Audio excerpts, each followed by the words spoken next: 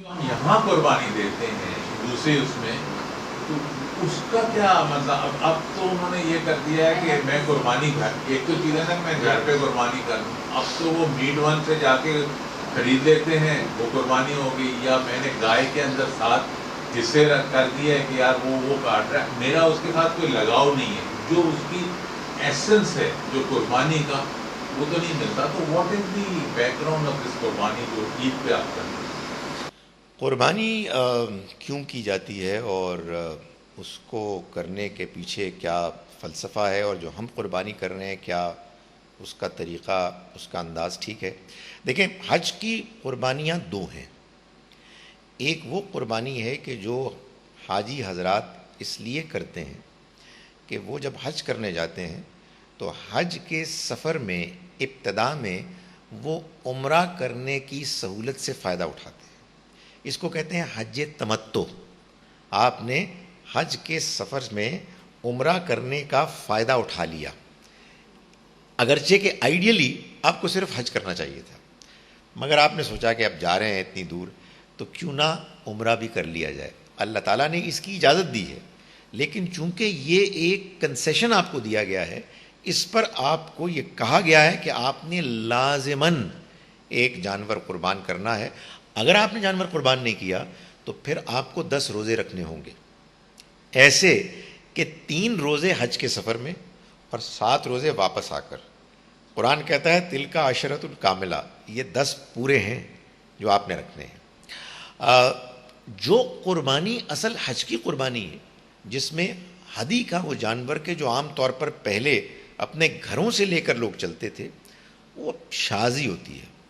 अगर कोई शख्स वो भी करना चाहे तो फिर उसे 2 कुर्बानियाँ करनी चाहिए, एक हज तमत्तो के एक कफ़ारे के तौर पर और दूसरी असल हज के हदी के जानवर के तौर पर। क्यों कुर्बानी की जाती है, ये दर हकीकत कुरान ने ख़ुद बता दिया कि ये सिम्बॉलिक है। अल्लाह ताला ने फरमाया कि अल्लाह को ना इन जानवरों का गोश्त पहुँचता है ना उनका खून पहुँचता है, बल्कि तुम्हारे अंदर का तक़वा पहुँचता है। यानी हम जानवर की कुर्बानी देते हुए गोया के ये बात बयान करते हैं कि ये हमारी जान, ये तो असलन होनी चाहिए थी कि हम तेरे लिए नज़र करते, तेरे सामने पेश करते।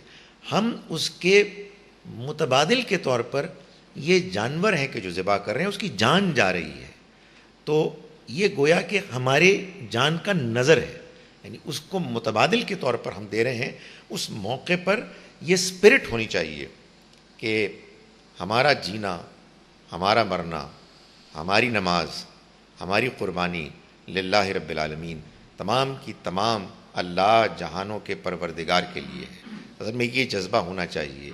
ये जो हमारे यहाँ लोग कहते हैं जी कि वो गोश्त गरीबों में जाना चाहिए, अच्छा अच्छी बात है, ये एक बोनस एडिशनल चीज़ है।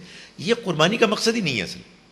भाई आपने कुर्बानी की, सारी आप खा जाएं, उसे कोई फ़र्क नहीं पड़ता, लेकिन it makes a lot of sense कि आप जानवर का गोश्त है आप गरीबों में तकसीम कर दें। असल चीज़ वो स्पिरिट है, और आप ये सही फरमा रहे हैं कि जिस तरह के अब ये हो रही है, वो स्पिरिट इसलिए ना मालूम होता है कि गायब हो गई है कि वो हमारे सामने होती नहीं है। इसलिए इसका एहतमाम करने की कोशिश करनी चाहिए। हज में तो आपके कंट्रोल में नहीं है, लेकिन यहाँ जब आप करें तो कोई ऐसी मेंटल प्रिपरेशन हमें करनी चाहिए, ज़हनी तौर पर हम तैयार हों कि जब हम जानवर को कुर्बान करने के लिए जा रहे हों तो हमारे अंदर ये जज्बा मौजूद हो, हम इस जज्बे से सरशार हों कि खुदाया ये जानवर तो हम सिम्बॉलिकली मुतबादिल के तौर पर पेश कर रहे हैं, असल में तो हमारी जान हाजिर है। और मैं ये इस बात का एतराफ़ करता हूँ कि ये जो जज्बा है ये अक्सर पैदा नहीं होता, और इसको पैदा करने की कोशिश करनी चाहिए। बिल्कुल ऐसे ही जैसे कि रोज़ा रखने का मकसद तो तक़वा था, तो बाकी पकौड़े भी खा लिए, भूखे भी रह लिए, कुछ नमाज भी पढ़ ली, तक़वा नहीं पैदा हुआ। तो ये वाकई ऐसी चीज़ है कि जिसके बारे में परेशान होना चाहिए और एहतमाम करना चाहिए।